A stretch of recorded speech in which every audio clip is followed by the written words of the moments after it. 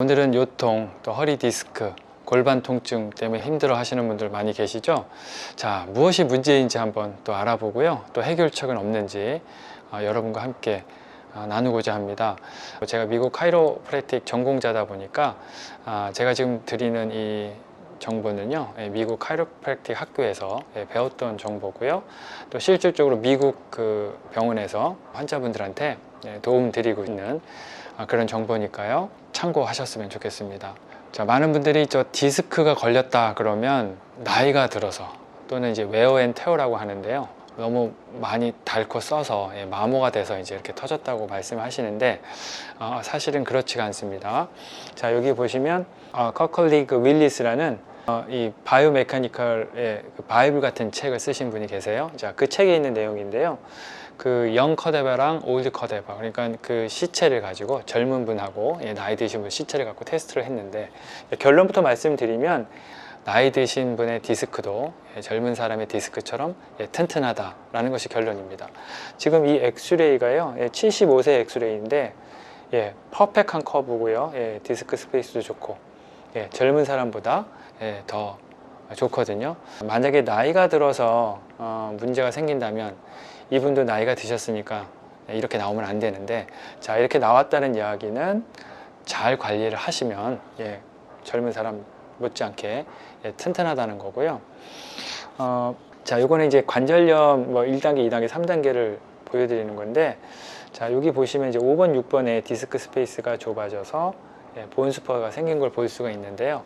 자, 나이가 드셔서 만약에 그렇다면 다른 세그먼도 똑같이 와야 되는데, 지금 이 부분만 5번, 6번만 심하게 왔다라는 거는 바로 메카니컬 문제, 이쪽에 어떤 포스 로딩이라고 그러죠. 압력이 가해서 이쪽 세그먼만 지금 문제가 있다라는 거거든요. 그래서 제가 전공한 카이로에서는 이 체형을 메카니컬 문제라고 생각을 하고 그 포커스를 둬서 치료를 하고 있습니다.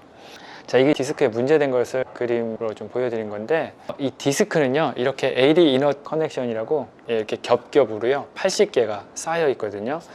그래서 웬만해서는 문제가 되지 않습니다. 제가 그 미국 그 학교 그 해부학 시간에 그 풀어보라고 이렇게 쇠꼬챙이 같은 게 있었는데요. 그 교수님이 이렇게 뼈를 눌러보라니까 뼈는 숭숭 잘 들어가는데, 제 디스크는요 아무리 눌러도 안 들어가요. 그래서 그걸 망치로 이렇게 해봐도 들어가지가 않습니다. 그만큼 디스크는 80개가 겹겹이 쌓여서 튼튼하게 그렇게 하나님이 만들어 놓으셨는데, 자, 그것이 문제가 되는 가장 큰 이유는요, 나이가 들어서 또는 뭐 많이 써서 그게 아니고 트라우마라고, 외상이라고 그러죠. 이렇게 큰 충격을 가해서 생긴 것이 메인입니다. 예를 들어서 이렇게 반듯해야 될 허리가 교통사고나 어떤 큰 충격을 받으면 이렇게 꺾이잖아요. 자, 이렇게 되면 우리 몸에 제일 먼저 일어나는 반응은요, 이 주변 근육이 뭉칩니다. 이 스파인 주변에는요, 뭐 메케노 리셉터, 근육, 인대 이런 센서들이 많은데, 이 센서들이 뇌랑 커뮤니케이션 하면서 서로 주거니 받거니 하는데, 이 센서들이요 뇌에다가 나 지금 사고 났어요 라고 얘기를 하면 뇌는 우리 몸을 스스로 안정을 취하고자 근육들한테 명령을 내립니다. 바로 근육들을 꽉 뭉치게 타이트하게 딱 잡으라고 합니다. 왜냐하면 그래야 더 큰 문제가 발생되지 않기 때문이죠. 그래서 이때 근육이 뭉친 걸 우리가 보통 스파즘이라고 하는데, 이때 여러분들이 담이 걸렸다, 또 뭐 근육이 뭉쳤다, 뻐근하다, 아프다 이렇게 말씀하시는 거거든요. 그래서 이때 근육이 이렇게 뭉치게 되면 이 디스크에는요 혈관이 없어요. 그래서 디스크는 이렇게 인바이비션이라고 앞뒤 좌우로 움직여야만 위아래로 혈관을 공급받습니다. 영향을 공급받는데, 근육이 뭉쳐서 딱 고정이 되면 움직임에 제한이 오겠죠. 그러면 디스크 스페이스가 영향이 안 가니까 디스크가 짜부러들면서 문제가 되고요. 그 짜부러든 게 심해지면 이제 본스퍼가 생기면서 이제 협착증까지 오게 되는 거죠. 그래서 이렇게 큰 외상이 있거나 어떤 충격을 받으시면 이렇게 반듯하게 하는 것을 반드시 먼저 체형 교정을 하셔야 되고요. 평상시에 디스크에 영향을 공급하기 위해서는 운동을 반드시 하셔야 되는 거죠. 자, 이렇게 카이로의 그 교정 원리를 잠깐 설명을 드리면, 이렇게 외상이 돼서 틀어진 체형은요 위로 트랙션을 하고 옆에서 이쪽에서 레터럴 포스를 줘서 얘를 이렇게 반듯하게 하자는 원리거든요. 예, 그래서 이렇게 한번 틀어진 체형은 반드시 잡으셔야 되는 거고, 또 운동도 하셔야 되는 거 다시 한번 말씀드립니다. 제가 1999년도 미국 클리닉에서부터 일을 했으니까요. 그래도 20년 정도 지금 됐는데, 이렇게 이게 정상적인 척추거든요. 이렇게 척추가 스트레이트하고 이렇게 커브가 카이퍼시스 로도시스라고 하는데, 이렇게 퍼펙트한 커브를 가지신 분이 아프신 적을 본 적이 제가 한 번도 없습니다. 보통 허리 아프신 분들은요, 또 디스크에 문제 있으신 분들은 전부 이렇게 허리가 틀어져 계세요. 또 이렇게 틀어지면 어떤 문제가 발생이 되냐면, 이렇게 딱 틀어지면 이쪽 주변이 근육이 뭉친다 그랬잖아요. 그러면 이 뭉친 것이 움직이지 않으니까 위아래가 대신 두 배로 움직이게 되어 있습니다. 그러면 이쪽에 인스터빌리티라고 불안정이 되기 때문에 또 골반이 아프고요, 또 목도 아플 수밖에 없어요. 자, 여기에 우리 골반, 특히 여기 천골인데요, 이 SI 조인트라고 천장관절을 안정하게 딱 잡아주는 이쪽에 근육은 없어요. 우리 천골에는 전부 인대로만 있거든요.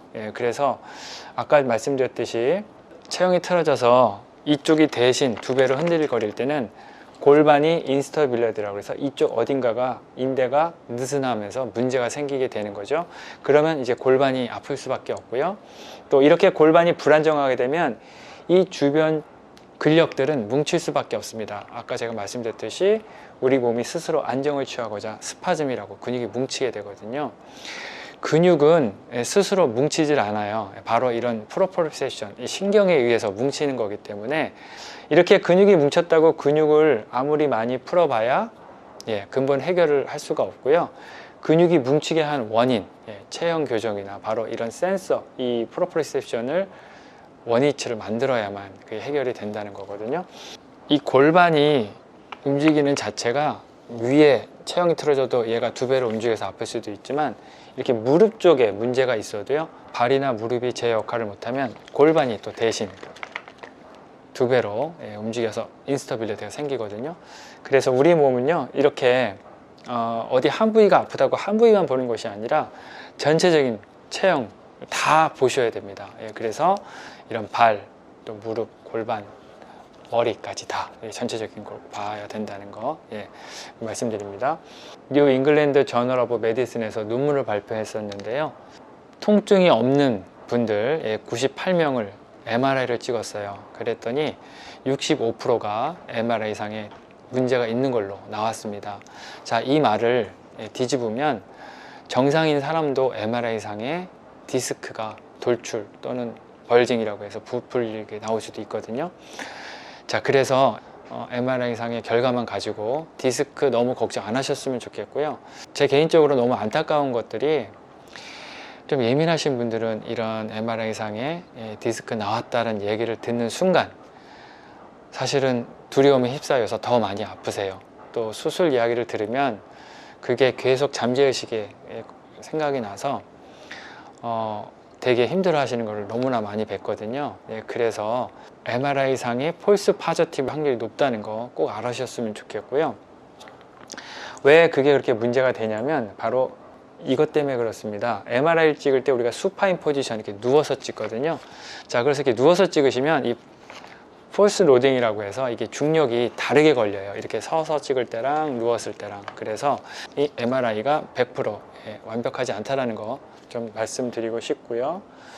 그래서 이 클리니컬 레디올로지에서 얘기를 했습니다. 그래서 이미징 파인딩하고 이 클리니컬 파인딩이 correlate poorly. 이게 무슨 말씀이냐면 MRI상의 영상하고 임상하고는 전혀 다를 수가 있다라는 얘기니까 이거 꼭 참고하셔서 힘내셨으면 좋겠고요.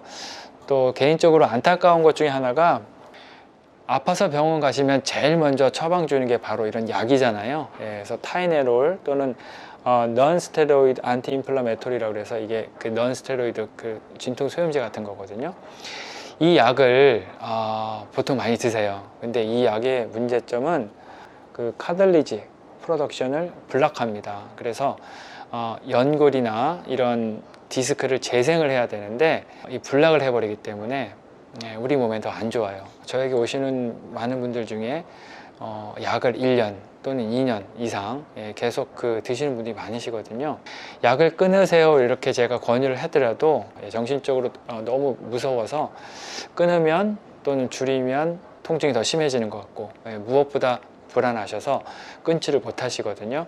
우리가 이 연골 재생을 해야 되는데 이것을 방해한다는 걸 믿으시고 조금씩 더 줄여 나가셨으면 좋겠어요.